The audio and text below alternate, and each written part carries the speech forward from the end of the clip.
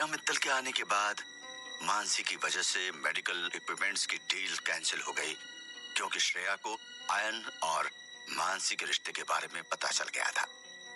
Deal cancel होते ही वहां पर पार्टी में मौजूद विनय पाठक की पोती अब ये सब देख रही थी।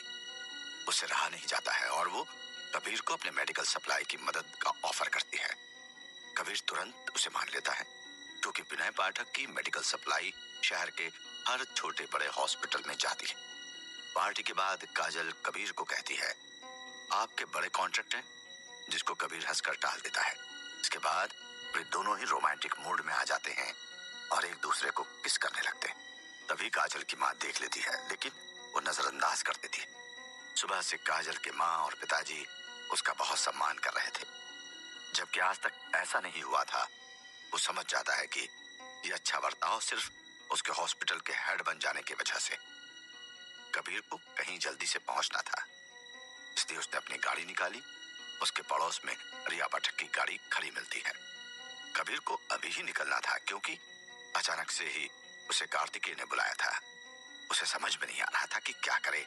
उसकी कार बंद पड़ गई। वो लड़की उससे मजाक में कहती है, क्यों, तुम्हारी फरारी को क्या हुआ? कुछ नहीं, कहीं अर्जेंट जाना था, लेकिन ये बंद पड़ गई है। कबीर ने उसके मजाक को नजरअंदाज करते हुए कहा, अच्छा बताओ किधर जाना है? अगर रास्ते में होगा तो ड्रॉप करते हुए चली जाऊंगी। लड़की ने कबीर से कहा, नहीं अभी जरूरत नहीं है, एक बार और ट्राई कर लेता हूँ, अगर नहीं हुई तब सोच सकता हूँ। कबीर ने लड़की को कहते हुए एक गाड़ी को स्टार्ट करने की कोशिश की, पर गाड़ी शुरू नहीं हुई। अब उसे लगा कि कार्तिकेय तक पहुंचने के लिए उसे लिफ्ट चाहिए ही होगी। उसने कहा, ये मैं ड्राइव करूंगा। ये सुनते ही लड़की ने कहा, अगर ऐसा है तो मैं घर पहुंच ही नहीं पाऊंगी। ठीक है, मैं अकेले ही जाकर आता हूँ। वैसे भी तुम्हें मेरी कार चलाने का मौका फिर मिले या नहीं। कबीर ने ये कहते हुए अपनी गाड़ी की चाबी उसकी तरफ उछाल दी। इसमें बैठने से अच्छा है कि मैं टैक्सी से चले जाऊं। लड़की ने जवाब दिया, ठीक है, जैसी तुम्हारी मर्जी। कहते हुए कबीर लड़की की गाड़ी में बैठ गया और गाड़ी शुरू कर दी। लड़की ने जैसे ही कुछ कहने की कोशिश की, उसने उसे कह दिया, आप उतर जाएं, मुझे वाकई बहुत जल्दी। कबीर लड़की को उतार के जल्दी से एक होटल में पहुंच जाता है, जहां कार्तिकेय उसका वेट कर रहा था। जल्दी से उतरते ही वो सीधे सामने ही झूले के पास कार्तिकेय के पास पहुंचा। कार्तिकेय ने कबीर की गाड़ी देखकर कहा, तुम पर ये सूट नहीं करती, कहां से ले आए? लंबी कहानी है, अभी मैं तुम्हारे पास जरूरी काम से आया हूं। कबीर ने जल्दबाजी में कहना शुरू किया, बोलो ना, क्या हो गया है? पार्टी में किसी ने विनय पाठक को जहर देने की कोशिश की, लेकिन वो कोई आम जहर नहीं था, इसलिए उनका चेहरा और उनके हाव भाव सब नॉर्मल ही लग रहे थे, लेकिन वे अंदर से तड़प रहे थे। हालांकि मैं पक्का नहीं कह सकता, कबीर ने कार्तिकेय को समझाते हुए कहा, ये जरूर कोई केमिकल पॉइजन हो सकता है। कार्तिकेय ने अपना अनुमान लगाया। कार्तिकेय, तुमको एक काम और करना होगा, शंभुनाथ के लिए सुरक्षा की व्यवस्था करनी होगी, क्योंकि मुझे लग रहा है कि शहर में माफिया ग्रुप फिर से सक्रिय हो गया है, तो उसकी तरफ भी ध्यान देना। कबीर ने कार्तिकेय को बहुत सारे काम देते हुए कहा, ठीक है, मैं तुम्हारे काम को जल्दी से जल्दी करने की कोशिश करता हूँ। कार्तिकेय ने विश्वास के साथ जवाब दिया। दोनों की बात चल ही रही होती है, तभी कबीर के फोन की घंटी बजती है। वो फोन निकालता है, स्क्रीन पर वो काजल लिखा देखता है। ये मेरी वाइफ काजल के साथ भी न जाने क्या दिक्कत है, जरा भी देर हो जाए और ना पास हो तो परेशान हो जाती है। कबीर बुदबुदाता है और फोन रिसीव करता है। हाँ काजल, बोलो क्या बात है? कबीर ने बेहद पोलाइट होकर कहा। इस कार्तिकेय को हंसी आ गई। उसकी हंसी देखकर कबीर से रहा नहीं गया, लेकिन उसने दूसरे हाथ से अपना मुंह बंद कर दिया। तुम जल्दी से आ जाना, मैं और मेरे दोस्त लोग गेम सिटी में हैं। तुम भी आ जाओ, यहीं पर गेम खेलते हैं, ढेर सारी मस्ती करनी है। काजल ने अपनी मंशा जाहिर कर दी। हाँ मैं आता हूँ, लेकिन मेरा वेट मत करो और तब तक तुम खेलना शुरू करो, कबीर ने काजल को सलाह देते हुए कहा। कबीर को लगा कि उसे वक्त लग गया तो कम से कम काजल कुछ एंजॉय तो कर ले। उसने जल्दी से कार्तिकेय से विदा ली और कार लेकर तुरंत गेम सिटी की ओर मोड़ ली। उधर काजल गेम सिटी एंटरटेनमेंट शहर का सबसे बड़ी बिल्डिंग थी, जिसमें mall, movie theatre, video games और थीम पार्क और न जाने क्या क्या था। काजल को वहीं पर अपनी दोस्त मिली, जिसका नाम शालू था, और उसके साथ एक दोस्त और था जिसका नाम कार्तिक था। शालू ने दोनों को एक दूसरे से मिलवाया। शालू ने काजल से पूछा कि तुम्हारा हस्बैंड यहाँ क्यों नहीं है? तुमको ज्यादा बोलने का मौका नहीं मिलेगा, वो बस आता ही होगा, बस थोड़ी देर के लिए बाहर गया है, काजल ने शालू को जवाब दिया। दूसरी तरफ कार्तिक कॉइन एक्सचेंज कराने गया था, क्योंकि बिना उसके गेम खेलने की अनुमति नहीं थी। क्या वो तुम्हारा पीछा करते हुए यहाँ तक आया है? क्या बात है, अभी भी तुम्हारा चार्म लोगों को खींच सकता है? काजल ने उसे चढ़ाते हुए कहा। मैं इस बारे में कुछ भी नहीं कर सकती, फिलहाल हमको गेम को एंजॉय करना चाहिए, शालू ने उसे ध्यान दिलाते हुए कहा। दूसरी तरफ जैसे ही विनय पाठक की बेटी घर पहुंची, वो बहुत गुस्से में थी। उसने तुरंत कबीर को फोन किया। कबीर, जो कि उस वक्त तेजी से गेम सिटी की तरफ जा रहा था, उसने फोन रिसीव किया। कबीर, तुमने मुझे अपनी घटिया गाड़ी चलाने को दी, उससे खटारा गाड़ी आज तक मैंने नहीं चलाई, मेरा सर दर्द होने लगा है, अब तुम नहीं बचोगे, देखो मैं क्या करती हूँ। उधर से लड़की की आवाज बेहद गुस्से में। अच्छा ठीक है, नाराज मत हो, बहुत जरूरी था इसलिए गाड़ी तुमसे ले ली, मेरी गलती थी, sorry, I am very sorry, Kabir ने माफी मांगते हुए कहा। इसके बाद फोन कट गया। कबीर ने तेजी से कार गेम सिटी की तरफ भगा दी। कुछ मिनट बाद ही वो गेम सिटी के गेट पर था। उसने दूर तक झांकने की कोशिश की और फिर फोन लगाया। फोन उठते ही कबीर ने काजल से सवाल किया। मैं गेट पर हूँ, तुम किधर हो? तुम रुको, मैं गेट पर ही आती हूँ, कहीं जाना नहीं। काजल ने कबीर को गेट पर ही रुकने का निर्देश दिया। काजल अपने दोस्त शालू और उसके दोस्त कार्तिक को भी साथ लेते हुए गेट पर पहुंची। सबसे पहले उसने औपचारिकता के लिए सबका परिचय कराया। कबीर, ये है मेरी सबसे अच्छी दोस्त शालू और ये है शालू के दोस्त कार्तिक। सभी ने एक दूसरे को हेलो बोलकर एंजॉय फिर से शुरू किया, लेकिन कार्तिक का रुख कबीर के प्रति कुछ अजीब सा रहा। कबीर समझ नहीं पाया, पर उसे लगा कि यह जरूर बंदा अकड़ दिखाने की कोशिश कर रहा है, क्योंकि उसने कबीर से हाथ न मिलाकर ये कह दिया कि इस वक्त हाथ में बहुत सी बैक्टीरिया होते हैं, इसलिए हाथ नहीं मिलाना ही बेहतर है। शालू और काजल दोनों ने इस बात को सुनकर अनसुना कर दिया, क्योंकि वे इस अच्छे मूड को खराब नहीं करना चाहती थी। तभी कार्तिकेय ने सभी से कहा कि सभी जाकर खेलना चाहे तो खेल सकते हैं, वहां काउंटर पर मेरा भाई ही बैठता है, कॉइन की चिंता मत करना, मैं पे कर दूंगा। जब शालू ने यह सुना, वो गुस्से से बिखर पड़ी। उसने कहा कि तुम अब हद कर रहे हो, सब लोग साथ ही चलते हैं और एंजॉय करते हैं, मुझे इन इलेक्ट्रिक खिलौनों में कोई इंटरेस्ट नहीं। हाँ, अगर तुम चाहो तो मैं तुम्हें 50,000 महीना दे सकता हूँ, कार्तिक ने अपने इरादे जाहिर करते हुए कहा। इस बात ने सभी का मूड खराब कर दिया था। अब सभी को पता चल गया था कि कार्तिक किस तरह का इंसान था और वो शालू के साथ क्यों आया था। इस बात से काजल के मुंह से एकदम से निकल गया, घटिया आदमी, काजल के मुंह से निकला। क्या बोला तुमने? कार्तिक ने जोर से काजल से पूछा। मैंने कहा घटिया आदमी। अब काजल ने भी जोर से बोलकर कहा, जिससे सभी का ध्यान उन्हीं लोगों पर आ गया। ये बात सुनकर कार्तिक एकदम से बौखला गया, खास करके सभी लोगों ने उसे बेइज्जत होते देख लिया था। उसने काजल की तरफ हाथ बढ़ाते हुए उसका कंधा कसकर पकड़ लिया। बेवकूफ लड़की, तुम्हें यह भी नहीं पता तुम ये किससे कह रही? वो हाथ मरोड़ ही रहा था कि पीछे से उसे पीठ पर जोरदार घूंसा पड़ा। वो तिल मिलाकर रह गया। तेरी हिम्मत कैसे हुई मेरी बीवी को हाथ तक लगाने की? तूने आज बहुत बड़ी गलती की है, जल्दी से माफी मांग, शायद ये तुझे माफ कर दे, कबीर ने कार्तिक को घूंसा मारते हुए कहा। कार्तिक अभी भी दर्द से कराह रहा था, लेकिन कबीर पर भूत सवार था। उसने कार्तिक को एक हाथ से पकड़ा और दूसरे हाथ से लगातार थप्पड़ बरसाने चालू कर दी। वहां आसपास के सारे लोग अब रुककर तमाशा देख रहे थे कि क्या चल रहा है। शालू और काजल भी कबीर को और बढ़ावा दे रही थी। आखिर उसने शालू को घटिया नजर से देखा था और काजल को तो उसने कसकर चोट पहुंचाई थी। कबीर अभी कार्तिक को लगातार मार रहा था। तभी वहां के सिक्योरिटी वाले आ जाते। कबीर तुरंत बताता है कि यह व्यक्ति बदतमीज है, इसलिए इसे वहां से बाहर फेंकवा दिया जाए।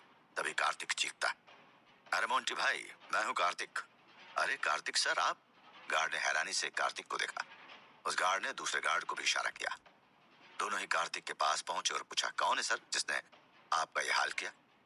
कार्तिक ने कबीर की तरफ इशारा किया और कहा, मोंटी भाई यही है, इसी ने मुझको पीटा है। दोनों ही गार्ड ने पोजीशन लेकर कबीर को घेरने की कोशिश की। दोनों ही वायरड दिशा से हमला करने वाले थे। दोनों ही तेजी से दौड़ते हुए आए।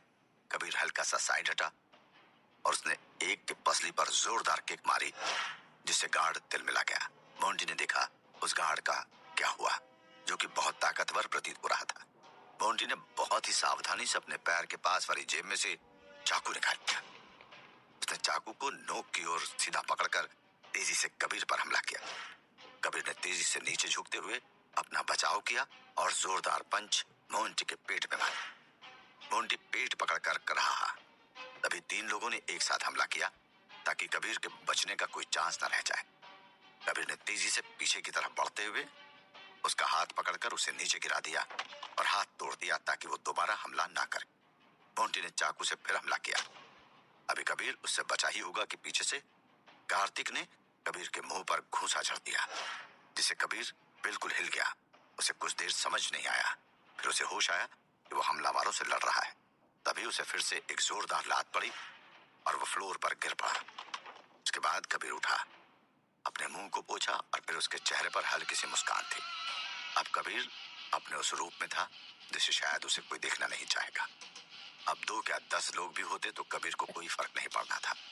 दोनों गार्ड ने फिर से कबीर को घेर लिया। एक ने दाएं तरफ से हमला किया। कबीर ने अपना बचाव किया, उसका हाथ मरोड़ दिया। वो दर्द से चीख उठा। कबीर किसी को जान से नहीं मारना चाहता था, इसलिए सिर्फ बचाव ही कर रहा था। दूसरे गार्ड ने भी हमला किया। कबीर ने अब किक मारकर उसे दूर गिरा दिया। तभी वहां पर उस गेम सेक्शन का हेड आ जाता है, जो कि कार्तिक का भाई ही होता है। जब वो भाई कबीर की तरफ आता है तब कबीर उससे कहता है, मुझसे कुछ कहने से पहले सोच लो कि मास्टर जियो तुम्हारा क्या हाल करे। कबीर ने इतने धीमे से कहा ताकि कोई और नहीं सुन सके। वो रुक गया और दोनों लोग और बातचीत करने लगे। काजल और शालू भी हैरान थे कि वो नया व्यक्ति कार्तिक का भाई होते हुए भी कैसे कबीर की बात से ही रुक गया, लेकिन वे इस बात से खुश थे कि लड़ाई रुक गई थी।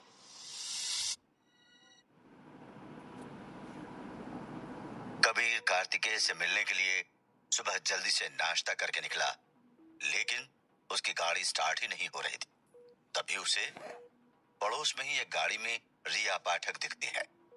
वो उसका मजाक बनाती है, लेकिन कबीर उसकी कार लेकर कार्तिकेय से मिलने जाता है, जहां वो माफिया ग्रुप के फिर से सक्रिय होने की बात कहता है। साथ ही ये भी कहता है कि शंभुनाथ को सुरक्षा की जरूरत है, वो आदमी लगा दे। इसके बाद सीधे अपनी पत्नी से मिलने जाता है, जो कि गेम सिटी में अपने दोस्त शालू और शालू के दोस्त कार्तिक के साथ होती है। काजल उसे दोनों से मिलवाती है। तभी कार्तिक अपनी बुरी मंशा शालू को जता देता है कि उसे इलेक्ट्रिक खेलों में इंटरेस्ट नहीं, लेकिन शालू चाहे तो वो उसे 50,000 दे सकता है, जिससे काजल उसे घटिया बोलती है, जिससे वो काजल का हाथ मरोड़ देता है और फिर कबीर उसे मारता है। उसे पीटता देख 2 गार्ड भी आ जाते हैं। कबीर उन्हें भी मारकर दूर गिरा देता है। तभी कार्तिक का भाई आ जाता है। तब कबीर कहता है कि मुझे कुछ करने से पहले सोच लो मास्टर जियो तुम्हारा क्या करेंगे, जिससे सभी लड़ाई रुक जाती है। कबीर और कार्तिक के भाई दोनों ही बैठ के बात करना चाहते थे, इसलिए दोनों ही एक छोटे से कमरे में घुस गए, जहां कई सारे गुंडे मौजूद थे जिनके पास हथियार थे। निश्चित ही कार्तिक के भाई के गुंडे होंगे, कबीर ने मन में ही सोचा। लेकिन कबीर जरा भी घबराया नहीं था, क्योंकि उसे मालूम चल गया था कि ये सभी मास्टर जियो से कांपते हैं, इसलिए ये अभी बात करने के मूड में है। कबीर वहां एक सोफे पर बैठ गया और साथ ही वो व्यक्ति भी सामने ही सोफे पर बैठ गया। दोनों ने बातचीत शुरू की। क्या तुम सच में मास्टर जियो को जानते हो? कार्तिक के भाई ने कबीर से पूछा।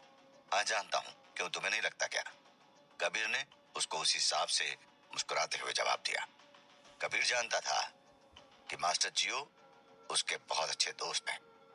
वो चाहता तो तुरंत फोन मिलाकर उन लोगों की बात करा देता और मसला खत्म हो जाता, लेकिन कबीर अपने विरोधियों को भी परख रहा था कि वे क्या करें।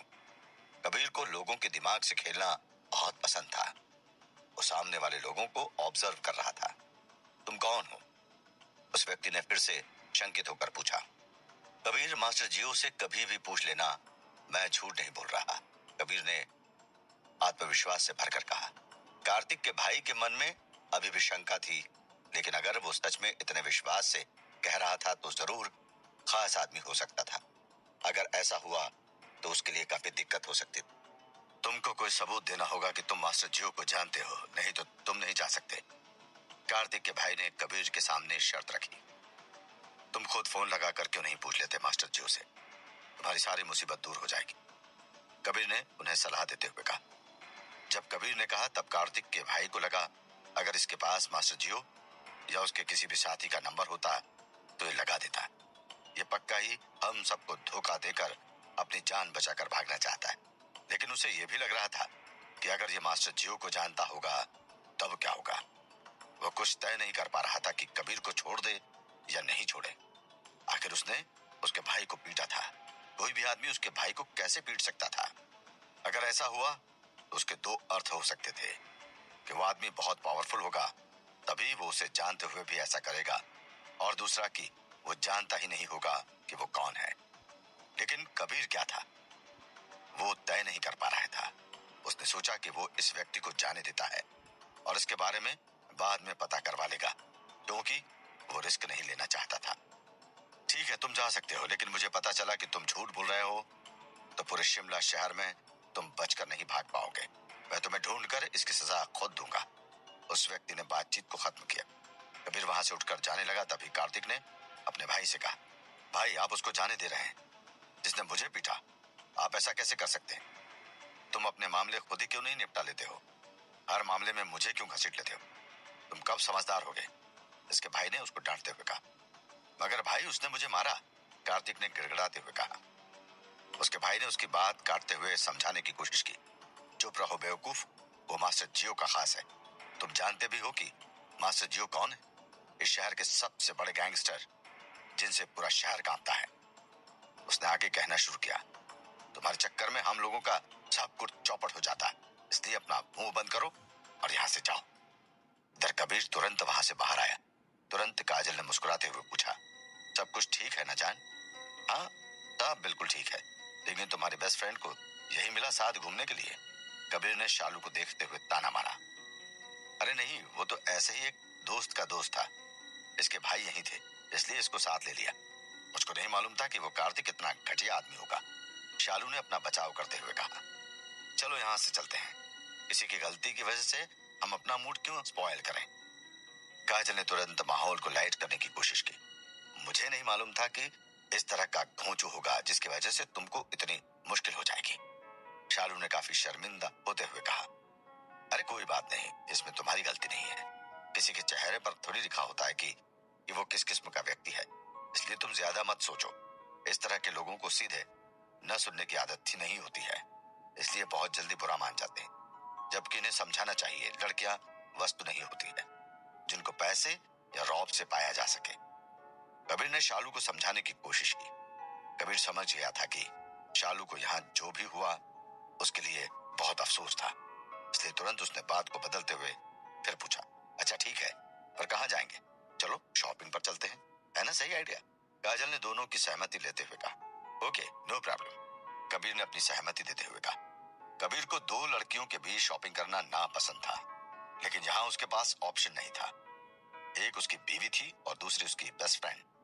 दोनों ही वहां से बाहर निकले। मेरा बॉयफ्रेंड प्रकाश मुझे लेने आ ही रहा होगा।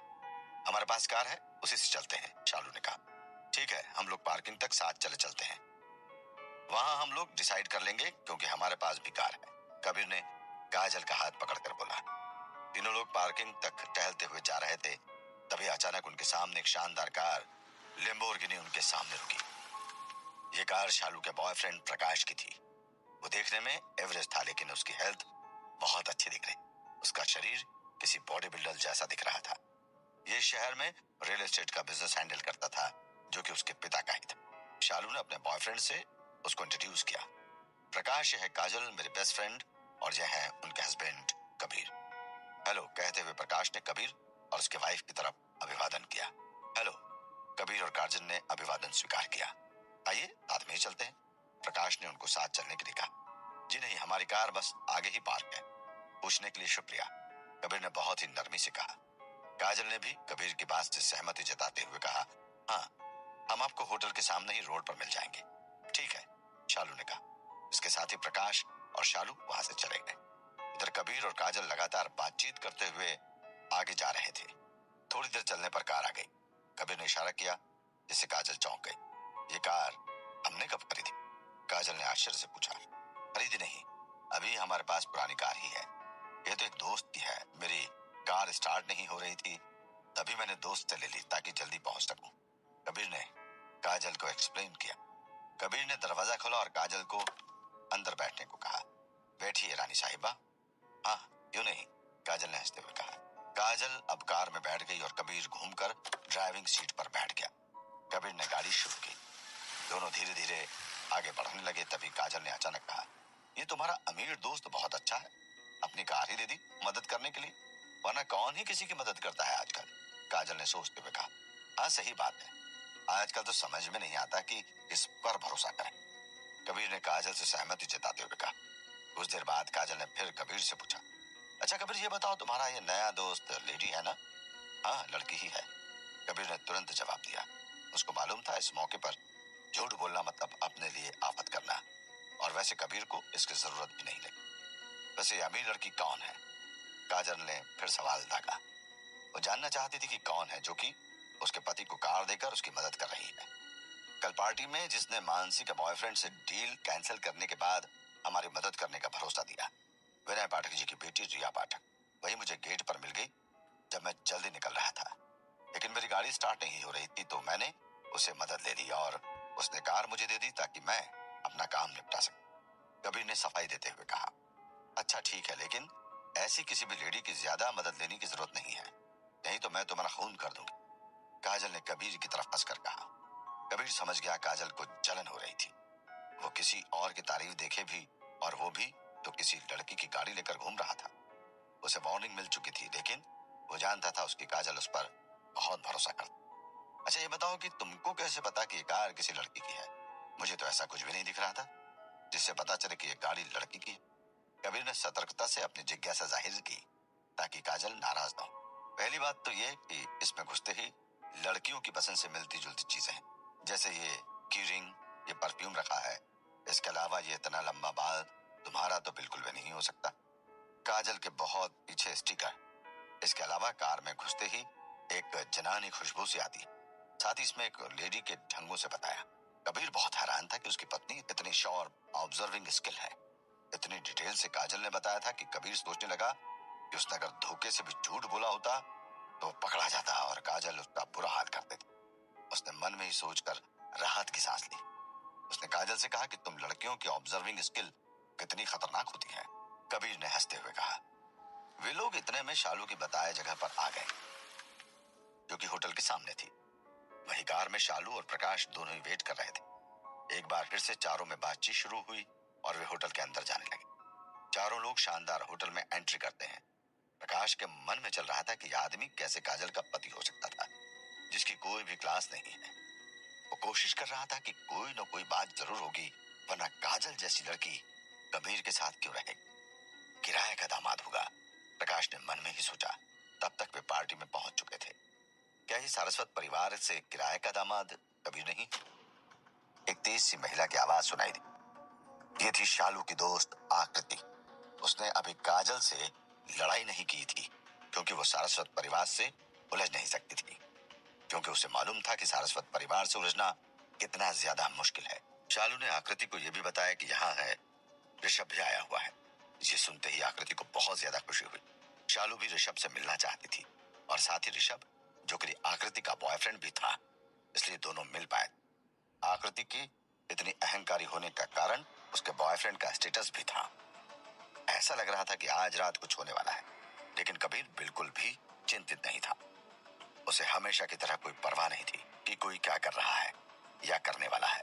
माहौल बहुत ही अजीब तरह का हो गया था। ऐसा लग रहा था कि वहां साजिश का दौर चल रहा है। कबीर ने जब शालू के दोस्त कार्तिक को मार दिया था, तब उसका भाई भी लड़ने को आ गया था। वो बहुत ज्यादा गुस्से में था। उसके बाद वो लोग मास्टर जियो के बारे में बात करने लगते हैं। कार्तिक के भाई को यह समझ नहीं आ रहा था कि कबीर मास्टर जियो को कैसे जानता है। इसके बाद वो पूरे मामले को बहुत चालाकी से संभाल लेता है, क्योंकि वो इस बात को समझ रहा था कि अगर कबीर सच में मास्टर जियो को जानता है तो उनको आगे जाकर बहुत दिक्कत हो सकती थी। सारा मसला हल होने के बाद काजल, कबीर और शालू पार्टी के बजाय शॉपिंग करने जाने वाले थे। मगर तभी वहां पर शालू का बॉयफ्रेंड आ जाता है। उसको शालू का ये प्लान अच्छा नहीं लग रहा था। उसने शालू को पार्टी के अंदर जाने को कहा और आखिर में सब लोगों ने उसकी बात को मानते हुए वैसा ही किया। यह मेडिसन इंटरनेशनल होटल था, यानी कि हर्षवर्धन चौधरी का होटल। मेडिसन ग्रुप के शानदार होटल में से एक होटल। इसमें कहने या बताने की कोई बात नहीं थी कि हर्षवर्धन साहब का हर प्रोजेक्ट हर हिसाब से परफेक्ट होता है। उनकी परफेक्शन ढूंढने की आदत बहुत ज्यादा परिपक्वता को दर्शाती थी। होटल के बाहर का लुक इस बात को जस्टिफाई भी करता था। होटल में बढ़ती भीड़ और अफरा तफरी को देख के शालू ने जोर से चिल्लाते हुए कहा, हर कोई बस वहां खड़े मत रहो, चलो पहले निजी कमरे में चलते हैं। हर कोई जानता है कि हम कहाँ हैं। माहौल थोड़ा अटपटा था, इसलिए शालू ने जल्दी से सभी को बैठने का इशारा किया। सब लोगों ने अपनी अपनी सीट की तरफ देखा और बैठने को आगे बढ़ गए। अचानक से आकृति ने ऋषभ को शालू के बॉयफ्रेंड राजीव से इंट्रोड्यूस कराया। दोनों लोगों ने बहुत गर्म जोशी के साथ एक दूसरे से हाथ मिलाए। आकृति ने ऋषभ को बताया कि राजीव भी रियल एस्टेट व्यवसाय में है, इसलिए उन लोगों के पास एक दूसरे से बात करने को बहुत ज्यादा कुछ हो सकता है। ऋषभ ने बहुत आराम से कहा, हम दोनों सफल लोग हैं और यदि भविष्य में कोई सहयोग होता है तो ये हमारे लिए बढ़िया रहेगा। अपने प्रेमी और राजीव से बात करते हुए आकृति ने कबीर पर नजर डाली। उसने जो कहा वो बहुत साफ नहीं था। उसके दिमाग में कबीर को लेकर प्लान चल रहा था। वो कबीर को निशाना बनाने की बात सोच रही थी। हालांकि कबीर बिल्कुल भी नाराज नहीं था।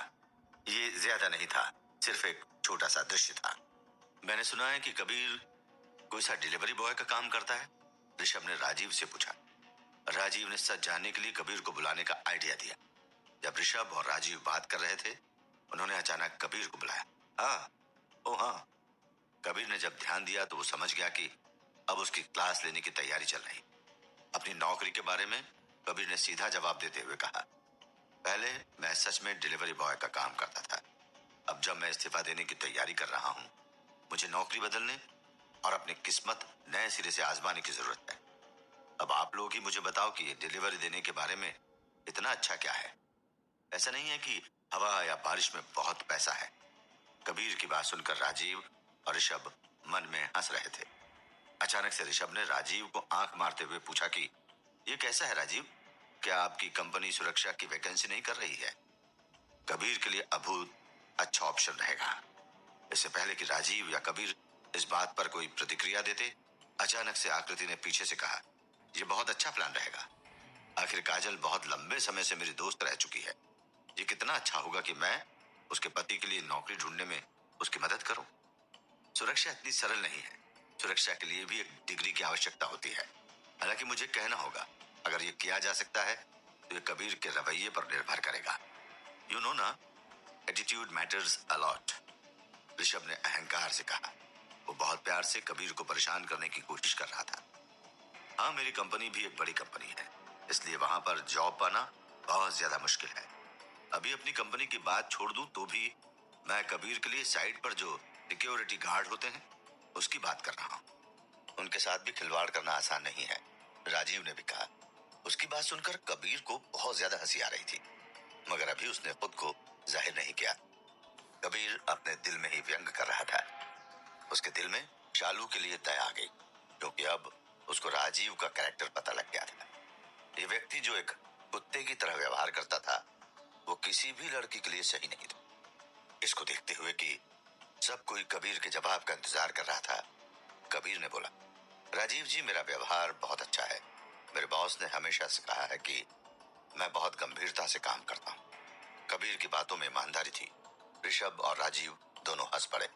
उन्होंने उम्मीद नहीं की थी कि जैसे ही कबीर पर चारा डाला जाएगा, वैसे ही वे उसकी चपेट में आ जाएं।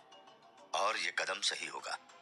ऋषभ जानते थे कि शालू और काजल हमेशा एक दूसरे के विरोधी रहे, इसलिए निश्चित रूप से उन्हें आज दिखावा करना था। शायद से कबीर और काजल को पार्टी में बुलाने का मोटो भी यही था। अचानक से हंसने के बाद ऋषभ ने कहा, बेशक काम करने का रवैया बहुत महत्वपूर्ण है, लेकिन मैं उसके बारे में बात नहीं कर रहा हूँ। मैं जो देखना चाहता हूँ वो मेरे प्रति आपका रवैया है।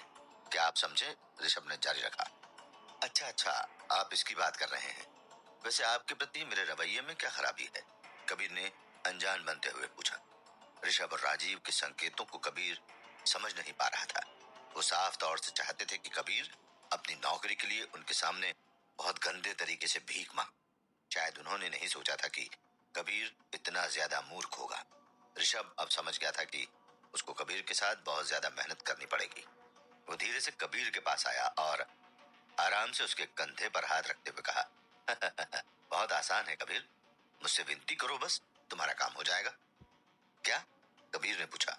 वो भी बहुत अच्छे से नाटक कर रहा था। हाँ, बहुत सिंपल है। अब ऐसे शक्ल मत बनाओ यार, बस घुटने टेक कर मुझसे विनती करो। ये काम तुम्हारा है। हमारी कंपनी के सुरक्षा कर्मियों का प्रति माह आराम से 4000 से भी अधिक वेतन है और अच्छा काम करने पर सोने का सिक्का भी मिल सकता है। कम ऑन ब्रो, इससे अच्छा ऑफर नहीं होगा तुम्हारे लिए, ऋषभ ने मुस्कुराते हुए कहा। ऋषभ जैसे एक धनी परिवार के बेटे को वास्तव में इस तरह का व्यक्ति पसंद आया था जो दूसरों को देखकर खुद को मूर्ख बना दे।